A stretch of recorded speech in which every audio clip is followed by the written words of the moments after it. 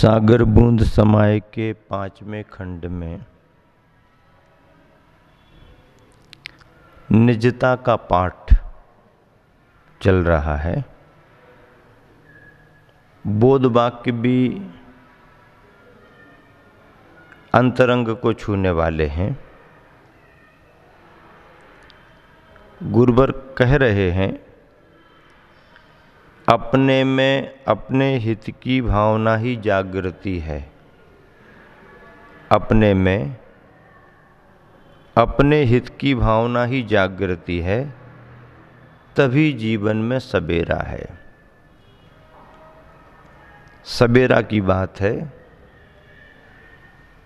सुप्रभात की बात है।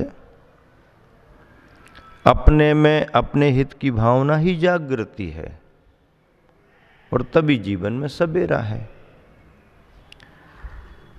अगला बिंदु है, जब हवा काम नहीं करती तब दवा काम कर जाती है। क्या कहा? जब हवा काम नहीं करती तब दवा काम कर जाती है, और जब दवा काम नहीं करती तब दुआ काम कर जाती है। हवा, दवा और दुआ। स्वास्थ्य के लिए हवा भी काम करती है। आबो हवा अच्छी होनी चाहिए। आबो हवा का शरीर पर, स्वास्थ्य पर फर्क पड़ता है। विदिशा में जो शीतल धाम है, शीतल धाम का जल भी ठीक है और वायु भी ठीक है। इसका मतलब जलवायु वहाँ की स्वास्थ्य के अनुकूल है। नाम भी तो शीतल धाम है ना। बहुत सारा काम तो तरोताजा हवा कर देती है, और कुछ जरूरत पड़ती है तो वो काम दवा कर देती है। और जब हवा और दवा से हमारा काम नहीं बनता, तब फिर गुरुओं की दुआ काम करती है। दुआ, उनका आशीर्वाद, उनकी सद्भावनाएं औषधि का काम कर जाती हैं। इस पृष्ठ का दोहा है। दोहा भी गुरुवर का लिखा हुआ है। मरहम पट्टी बांधकर, मरहम पट्टी बांधकर व्रण का कर उपचार। व्रण, घाव का कर उपचार। ऐसा यदि ना कर सको, डंडा तो मत मार। मरहम पट्टी बांधकर व्रण का कर उपचार। कर्तव्य तो अपना यही है कि किसी के घाव का उपचार करना है तो मरहम पट्टी बांधो। मरहम पट्टी बांधकर व्रण का कर उपचार। व्रण का, घाव का उपचार करो। ऐसा यदि ना कर सको, यदि आप ऐसा नहीं कर सकते हो तो डंडा तो मत मार। किसी की तकलीफ को दूर नहीं कर सकते तो कोई बात नहीं, उसकी तकलीफ तो मत बढ़ाओ। उपचार करो, घाव ठीक करो, अच्छी बात है। पर यदि किसी का घाव या उपचार ठीक नहीं कर पा रहे तो भी कोई बात नहीं। पर कहते हैं ना कि जले पर नमक तो मत छिड़को। मलहम लगाओ तो अच्छी बात है, पर नहीं लगा पाते तो नमक तो मत लगाओ उस पर। दोहा भी धर्म की भावनाओं को अंतरंग से समझ करके लिखा गया है। मरहम पट्टी बांधकर व्रण का कर उपचार। ऐसा यदि ना कर सको तो डंडा तो मत मार।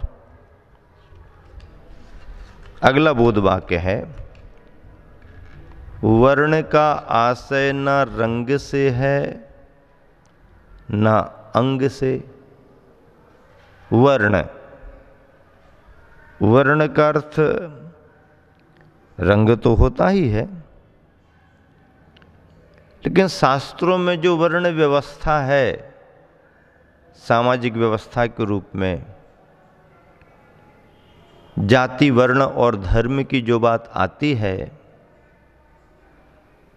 उसमें जो वर्ण है, वर्ण व्यवस्था है, उस वर्ण को लेकर के यहाँ पर चर्चा है कि वर्ण का आशय न रंग से है न अंग से है। वर्ण का आशय न रंग से है न अंग से, वरन चाल चलन ढंग से है। चाल चलन ढंग से है। कितनी बढ़िया बात। ना रंग से है, रंग यानी कलर, अंग यानी शरीर, वरन चाल चलन ढंग से है। बहुत बढ़िया। अगला बोध वाक्य है, वचनों के माध्यम से देश, वंश और परिवार का परिचय प्राप्त हो जाता है। वचनों के माध्यम से हमारी जो वचन वर्गणाएं निकलती हैं, उन वचन वर्गणाओं के माध्यम से किस देश का है, इसका वंश कैसा होगा, परिवार कैसा होगा, ये अंदाजा लगा लिया जाता है। बातचीत से अंदाज लगाया जा सकता है।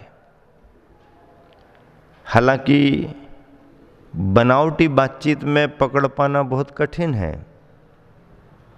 लेकिन जो सहज बातचीत है, जिसमें कृत्रिमता बिल्कुल भी नहीं है, बनावटीपन, सहज और सरल तरीके से यदि बात रखी जाए, सावधान होकर के बात रखेंगे तो हम बहुत छिपाएंगे, कुछ बताएंगे, लेकिन सहज रूप से यदि हम बात करते हैं तो उसकी बातचीत से ये अंदाज लगाया जा सकता है कि व्यक्ति किस विचारधारा को रखता है, उथला है या गहरा, कैसी जिंदगी जीता है। ये अंदाज उसकी बातचीत से लग सकता है।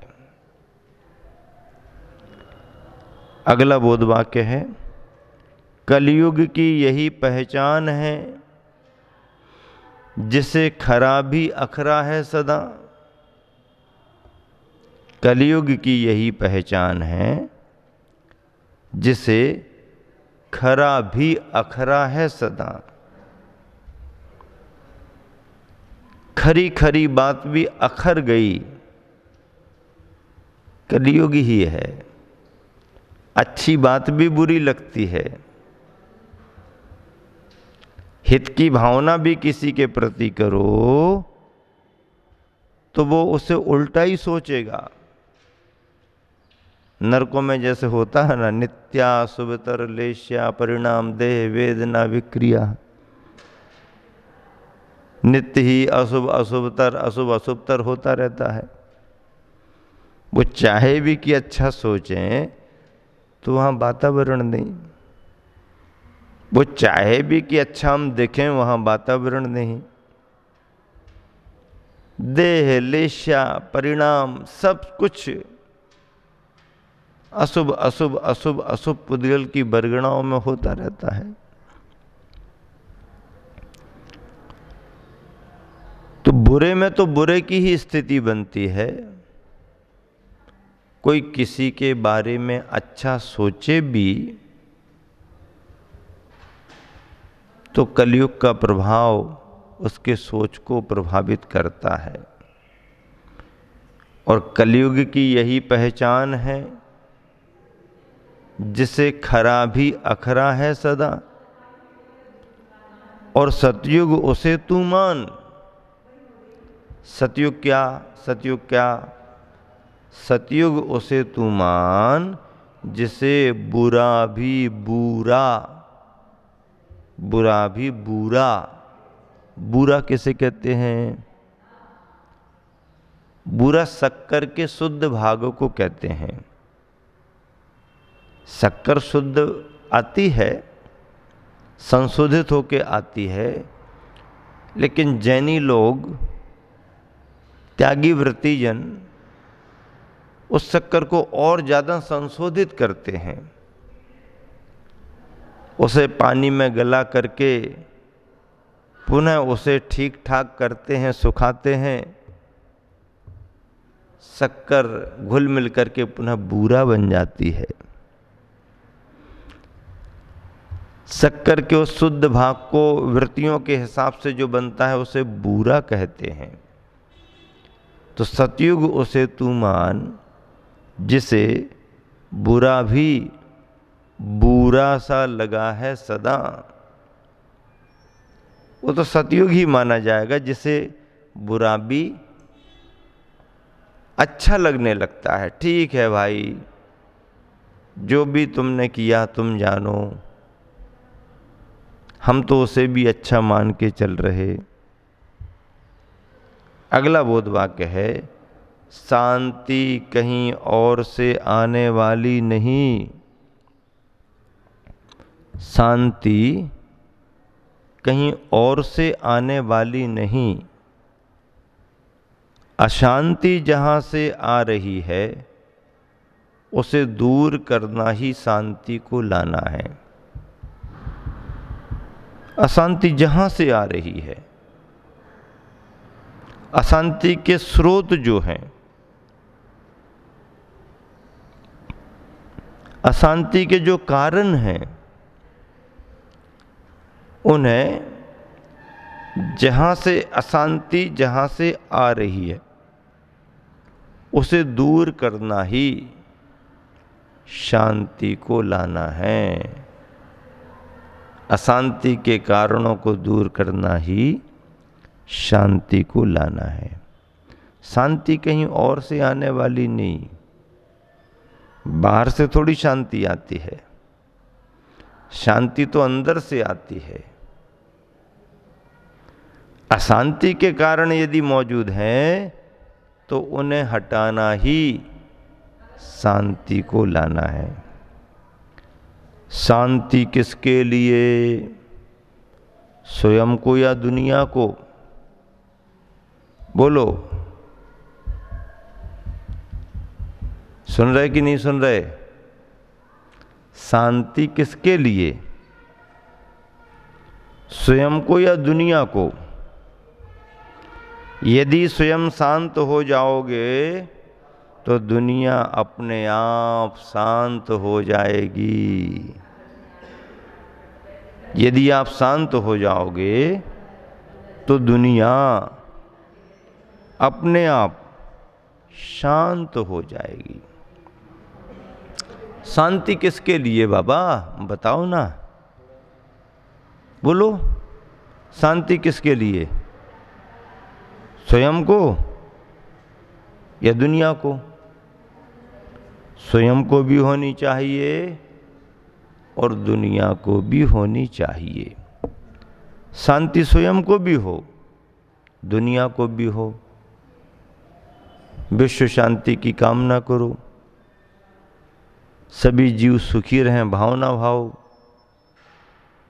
शांति की जब कामना कर ही रहे हैं तो समूचे प्राणी जगत की शांति की कामना करो। अपने लिए तो शांति हो ही हो, सभी के लिए भी शांति हो, सभी को शांति हो। ऐसा हम भाव भाएंगे तो क्या हो जाएगी शांति सभी को? विश्वास तो यही है। इतना आसान है क्या? आसान तो नहीं है। तो जब आसान नहीं है तो क्यों भावना भाव? नहीं भाई, ऐसा नहीं। गरम गरम तपे हुए मिट्टी के घड़े पर पानी की थोड़ी सी बूंदें गिरा दी जाएं तो घड़ा गीला तो नहीं हो पाता। दिखता है क्या? नहीं, सूखा ही दिखता है। तो क्या पानी नहीं गया? पानी गया, पानी ने गीलापन नहीं किया, लेकिन उतने मात्र से घड़ा गीला होने वाला नहीं। तो बेकार चली गई पानी की बूंदें? बेकार नहीं गई, संस्कार बनी।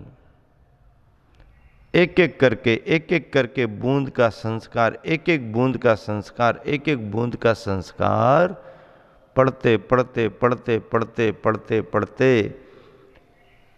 और एक दिन वह घड़ा गीला हो जाता है, उसका गीलापन दिखने लगता है।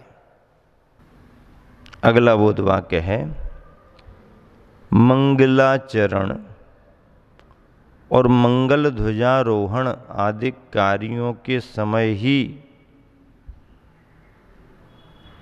मंगलाचरण और मंगल ध्वजारोहण आदि कार्यों के समय ही हमें मंगलकारी भावना नहीं भानी चाहिए, बल्कि हमेशा भाते रहना चाहिए।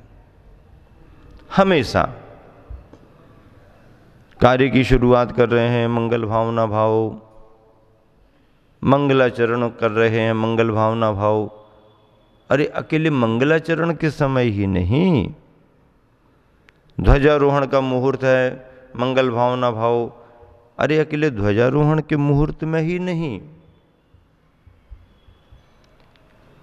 मंगलकारी भावना तो हमें हमेशा भानी चाहिए। चाहे मंगलाचरण का समय हो, चाहे ध्वजारोहण का समय हो, चाहे पंचकल्याणक प्रतिष्ठा का समय हो, चाहे अभिषेक पूजा पाठ का समय हो, सभी कार्यों के समय मंगलकारी भावना भानी चाहिए। अनुष्ठानों के समय तो मंगलकारी भावना भाते ही हैं। गुरुवर ये कहना चाह रहे कि अनुष्ठानों के समय तो मंगलकारी भावना भा लेते हैं, लेकिन अनुष्ठानों के समय ही मंगलकारी भावना नहीं भानी चाहिए, बल्कि हमेशा भाते रहना चाहिए। हमेशा हमेशा भाते रहो। सभी का जीवन मंगलमय हो, सभी जीव सुखी रहें, ऐसी भावना निरंतर सभी को भाते रहना चाहिए। इसी शुभ भावना से विराम देता हूँ। महावीर।